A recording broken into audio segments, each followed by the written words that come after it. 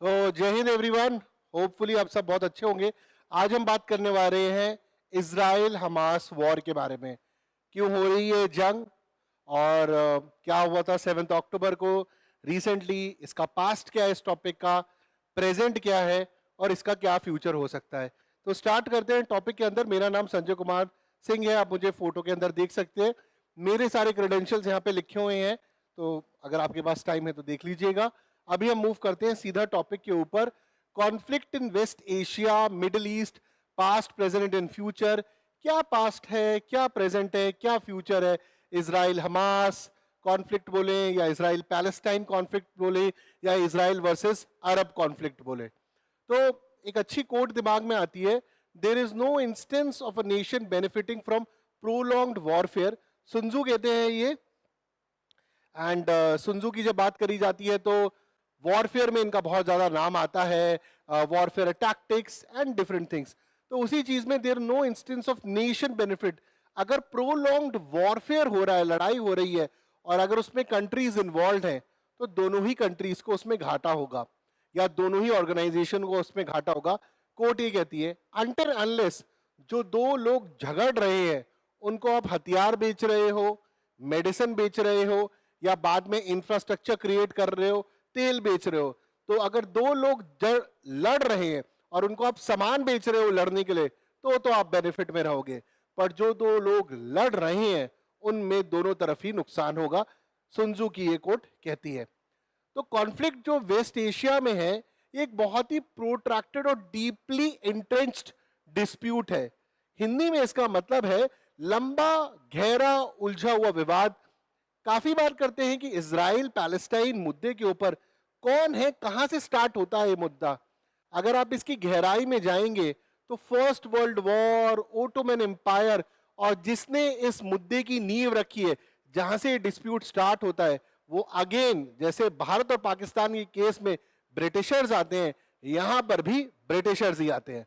Okay, so the conflict in West Asia एक बहुत ही लंबा और गहरा उलझा हुआ विवाद है, जिसके origin in centuries of historical, religious और पॉलिटिकल डेवलपमेंट से जुड़े हुए हैं। यानी कि एक ऐसा मुद्दा है जिसकी ऐतिहासिक, धार्मिक और राजनीतिक बहुत सारे कारण हैं, जिनको आज हम इस क्लास के अंदर, इस वीडियो में समझने की कोशिश करेंगे। Region has seen the rise and fall of numerous civilization, चाहे आप ओटोमन एम्पायर की बात करें, अरब्स की बात करें, और करंटली वहां पर जूस है, surrounded by Egypt, Jordan and many other countries.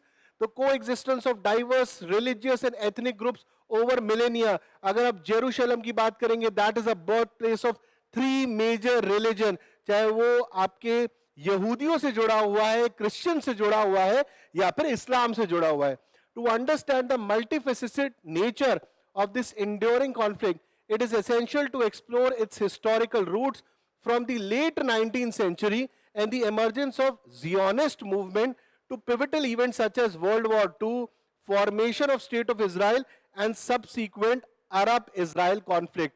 यानी कि अगर आपको अरब इजराइल कॉन्फ्लिक्ट समझना है तो आपको पास्ट में जाना पड़ेगा, आपको समझना पड़ेगा धार्मिक, ऐतिहासिक और राजनीतिक कारण क्या रहे। आपको समझना पड़ेगा जियोनिस्ट मूवमेंट, जो जूस से रिलेटेड मूवमेंट है।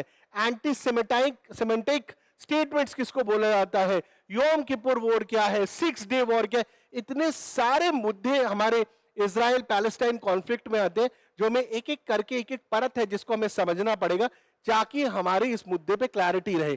So it has historical roots from late 19th century, Zionist movement, World War II, formation of State of Israel, और उसके बाद 6 डे वॉर, योम किपुर, इनफितदा, काफी सारी चीजें हैं जो आज के सेशन में हम देखेंगे। तो सबसे पहले तो Jerusalem, holy city of 3 religion, जहां पे 3 धर्म की होली सिटी है ये। वहीं से आपको एक बेसिक मिल जाता है, जहां पे 3 मेजर रिलीजन आते हैं। कभी ना कभी शायद उन पर झगड़ा होना ही था, और ये झगड़ा यहीं से स्टार्ट भी हो जाता है। तो यहां पर मैं आपको कोशिश करूंगा समझाने की क्या मुद्दा है, और इवेंचुअली आप अपना कमेंट सेक्शन में बता सकते हैं कि आपको क्या लगता है कि इजराइल सही है, पैलेस्टाइन सही है, हमास सही है। अगर मैं भारत की तरफ से देखूं तो इजराइल के बहुत अच्छे संबंध हैं भारत से इस वक्त। इजराइल का मैं बोलता हूं बहुत सारी क्लासेस में, वन साइडेड अफेयर रहा है इंडिया के साथ। That means they have given a lot to India, and but at the end of the day both sides people are getting killed, but out the Hamas इस वक्त 250 के करीब hostages लेकर बैठा हुआ है, which is again wrong. Terrorist के ऊपर ह्यूमन रेजोल्यूशन नहीं पास हो पा रही है जब इजराइल हमास की बात करते हैं। तो आपको क्या लगता है, इजराइल सही है, हमास सही है, पैलेस्टाइन सही है, या फिर मरते हुए लोग वो सही है, या फिर एक रेजोल्यूशन होना चाहिए, एक परमानेंट रेजोल्यूशन होना चाहिए, सोल्यूशन होना चाहिए? आप जरूर कमेंट सेक्शन में बताइएगा जब ये क्लास खत्म होगी, बिकॉज आपको काफी चीजें क्लियर हो जाएंगी। तो Jerusalem has held a central role in the collective imagination of Judaism, Christianity and Islam. यानी कि यहूदी धर्म, ईसाई धर्म और इस्लाम, ये कलेक्टिव इमेजिनेशन, कलेक्टिव प्लेस रहा है इन रिलीजन के लिए। For Jews it is the city of David and western wall, the last remnant of second temple. तो it has been a central role in collective imagination. अब यहां पर collective imagination के कहने का मतलब ये नहीं है कि ये रिलीजन इमेजिनरी है, ये बेसिकली बोलने का एक तरीका है जो एक ऑथर ने लिखा हुआ है। यहां पर तीनों ही रिलीजन इसको अपने अलग अलग तरीके से देखते हैं। तो वो है, तो ये नहीं कि आप आकर नीचे बहस करने लग जाएं कि सर ने क्या बोल दिया। ये बेसिकली मैं आपको कंटेक्स्ट देने की कोशिश कर रहा हूं, ऑथर आपको कंटेक्स्ट देने की कोशिश कर रहा है that people believe in different ways when it comes to this place on the religion. For example, Jews के लिए डेविड और Western Wall last remnant of second temple है। क्रिश्चियनिटी की बात करी जाए तो यहां पर क्राइस्ट की, जीसस क्राइस्ट की क्रूसिफिकेशन और रिसरेक्शन की बात करी जाती है। क्रूसिफाई करा गया था, रिसरेक्ट, वो वापस जिंदा होकर आए थे। तो इतना इंपॉर्टेंट इवेंट रिलेटेड है जीसस क्राइस्ट से, जूस से, सिटी ऑफ डेविड और वेस्टर्न वॉल से रिलेटेड है।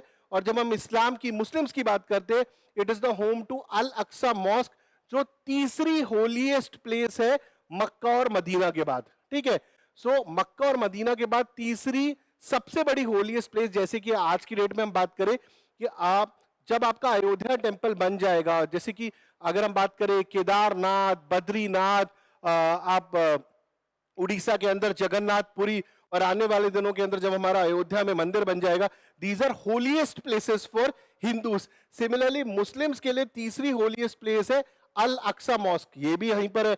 और फर्स्ट एंड सेकंड पे आपके मक्का मदीना है। तो significance of Jerusalem has made it a focal point of contention in Israel-Palestine conflict, as both Israelis and Palestinians claim it as their capital. अब दिक्कत start होती है यहां पर। पैलेस्टीनियंस में अरब्स हैं, अरब्स आपके मुस्लिम्स हैं। वो कहते हैं कि ये अल अक्सा मॉस्क हमारा है, और उनका है भी, थर्ड होलीएस्ट साइट है after Mecca and Medina as पर देम, कि उनका है। तो कहते हैं सिंस यहां पर अल अक्सा मॉस्क है, ये हमारा है, तो ये जेरूशलम कैपिटल भी हमारा होगा। यहीं से स्टार्ट हो जाती है first battle.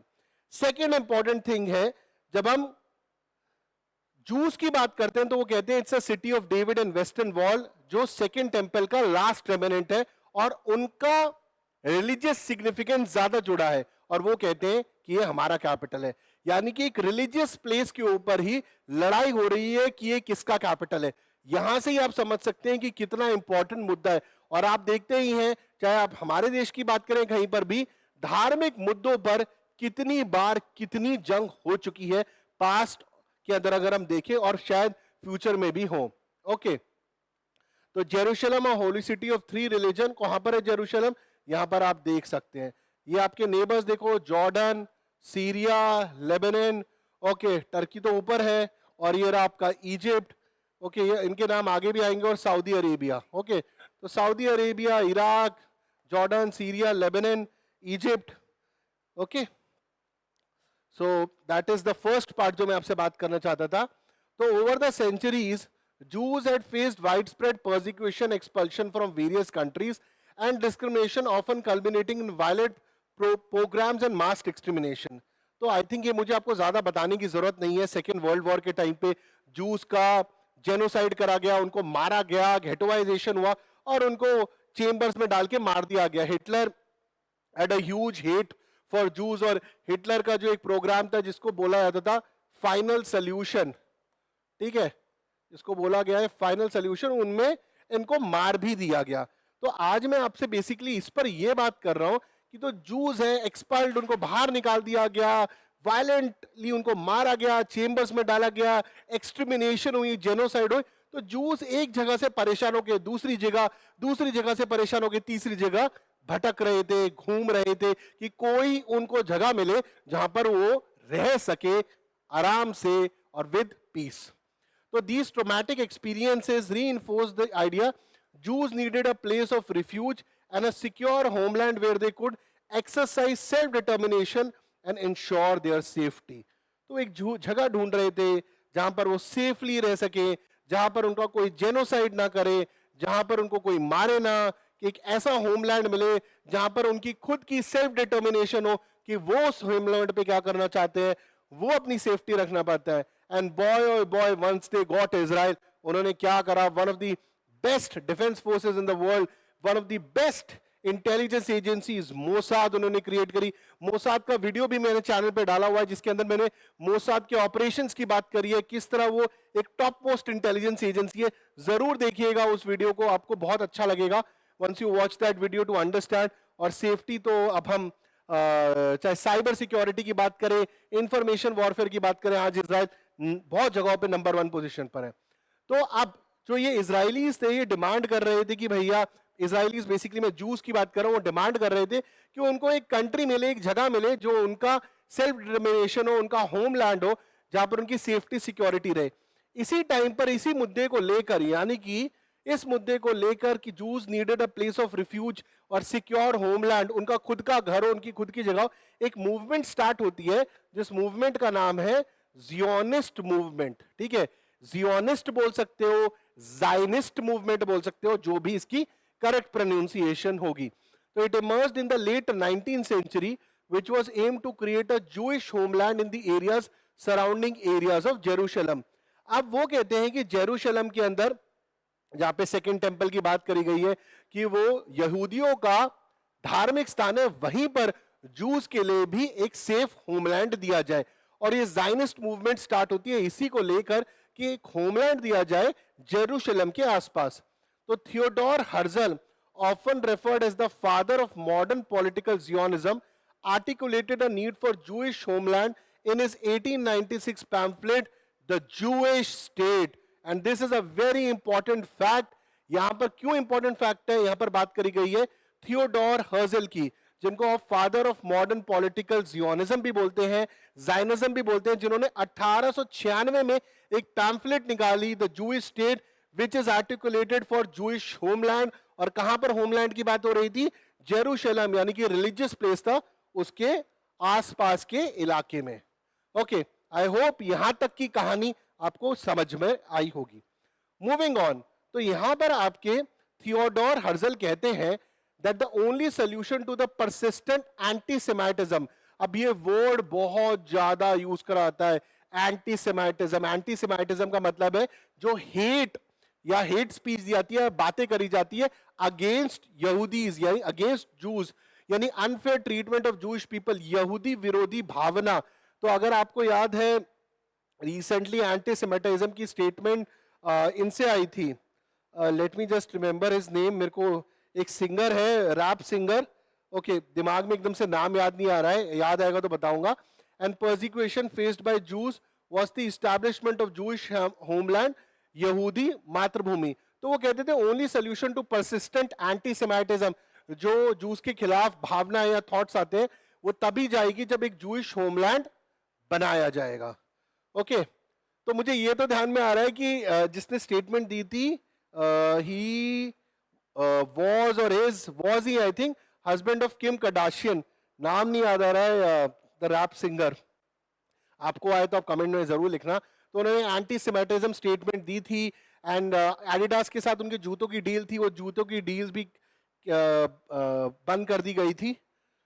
Okay, so anyways, moving forward, the rise of nationalism, राष्ट्रवाद का उदय in the late 19th and early 20th century also provided a favorable context for the Zionist movement, and other nations were setting their own statehood.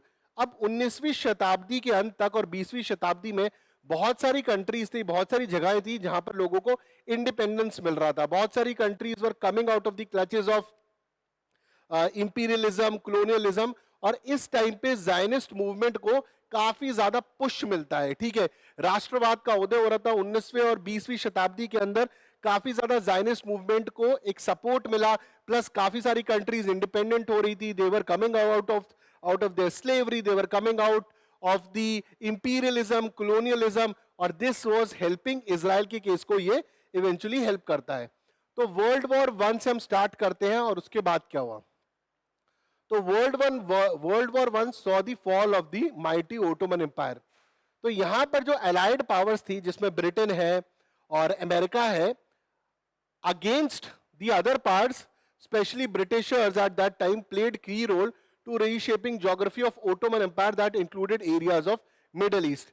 और इस war से ही आपको मतलब जब हम ये वर्ल्ड वॉर वन एंड आगे बढ़ेंगे तब आपको और क्लैरिटी आएगी किस तरीके से ब्रिटिशर ने, अगर वो चाहते तो इस सिचुएशन को बेटर सुलझाया जा सकता था।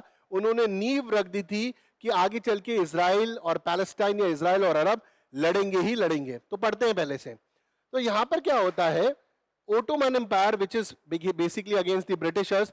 तो ब्रिटिशर्स अलाइड पावर्स में है तो they are looking for partners जो उनके साथ युद्ध में प्रथम यानी प्रथम विश्व युद्ध में उनकी साइड होंगे and they will be fighting against Ottoman empire और अदर्स। Okay, so there were two important event agreements because of which the region has been flooded with conflict even today. अभी दो इंपॉर्टेंट एग्रीमेंट्स की हम बात करेंगे, event की बात करेंगे, जिससे आपको पता लग जाएगा कि ये मुद्दा क्यों स्टार्ट होता है।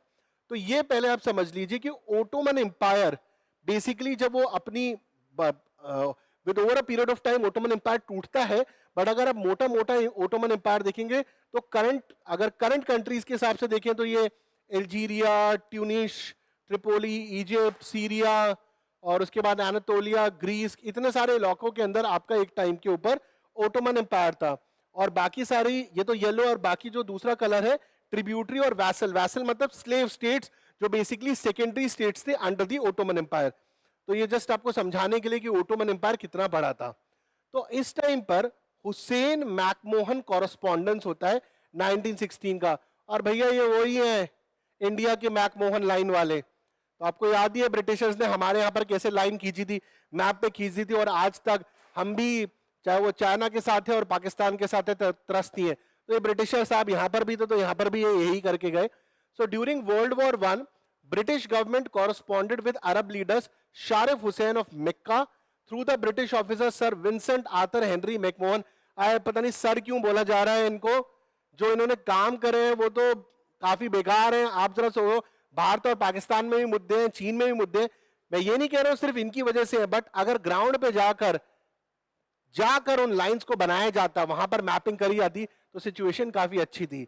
अगर आप इंडिया की रेड क्लिफ देख ले, मैकमोहन देख ले, if you read it how they were drawn you will be amazed. They never went on the ground to draw it कि एक्चुअल सिचुएशन क्या है। Since they just wanted to leave India, तो देखिए अभी भी क्या हो रहा है। बाकी पाकिस्तान और चाइना के बीच में और भी बहुत मुद्दे हैं हमारे, but just to give you a glimpse. तो British officer sir Vincent Arthur Henry McMahon और अरब लीडर शारिफ हुसैन के बीच में बातचीत होती है, और यहीं से पहला एक दूसरे के अंदर बातचीत हो रही है, और यहीं से आप समझिए इस मुद्दे का पहला खंजर लगने वाला है।